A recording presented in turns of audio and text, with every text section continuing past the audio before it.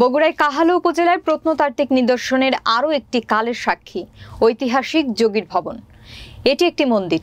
এটি প্রায় ৮৮৪ খ্রিস্টাব্দে নির্মিত হয়েছে বলে ধারণা করা হয়।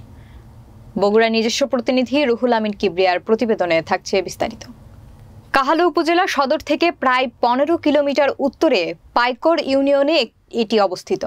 এর অবস্থান মহাস্থানগড়ের ১২ কিলোমিটার দক্ষিণ পশ্চিমে।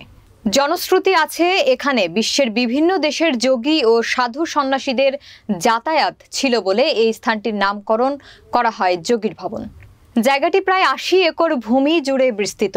এর সমগ্র ভবন সমূহের এলাকা প্রাচীর বেষ্টিত এবং একটি বিভাজক দেওয়াল দ্বারা দুভাগে বিভক্ত। এখানে একটি আশ্রম, ৪টি মন্দির, কানজকূপ, একটি ইদারা, ধর্মটঙ্গী এবং অগ্নিকুণ্ড ঘর রয়েছে। ৪টি মন্দিরের নাম হচ্ছে সর্বমঙ্গলা, দুর্গা, কালভৈরবী এবং গোরক্ষনাথ। এর মাঝে সর্বমঙ্গলা মন্দিরটি নকশাকৃত ইট ও পোড়া মাটির ফলক দ্বারা ব্যাপকভাবে অলঙ্কৃত। যোগীর ভবনের আশ্রম ও মন্দির নির্মাণের তেমন কোনো নির্দিষ্ট তথ্য নেই। তবে স্থানীয় লোকমুখে জানা যায়, লক্ষিন্দারকে যখন সাপ দংশন করেছিল তখন সে ২ দিন যাবৎ অজ্ঞান থাকে এবং লক্ষিন্দারের পরিবার তাকে মৃত ঘোষণা করে। বেহুলা সেটি না মেনে সে তার নিজ উদ্যোগে যোগীদের কাছে নিয়ে আসে। সেখান থেকে ঔষধ তৈরি করে খাওয়ানোর পর লক্ষিন্দার পুনরায় জীবন ফিরে পায়।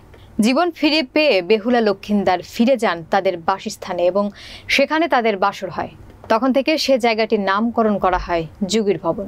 যোগীর ভবনের ঠিক পাশেই ৩০০ থেকে ৩৫০ মিটার দূরে রয়েছেন পদ্মা দেবীর বাসস্থান। এলাকার মানুষজন সেটি এখনো বিশ্বাস করে যেখানে পদ্মা দেবীর মণি রয়েছে। এমনকি এখানে প্রচুর সাপ ছিল। সাপের কারণে ওই এলাকার জমি জমায় চাষ করতেন না কৃষকরা। পদ্মা দেবীর বাসস্থানের আশেপাশে এখনো কেউ যায় না।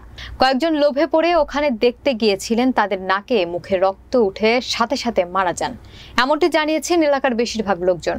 এলাকার প্রভাবশালী একজন মানুষ পদ্মা দেবীর মাথার মণির লোভে সেখানে ১০ ফুট খনন করে কিছু খুঁজে না পেয়ে সে তার বাড়িতে ফিরে যান।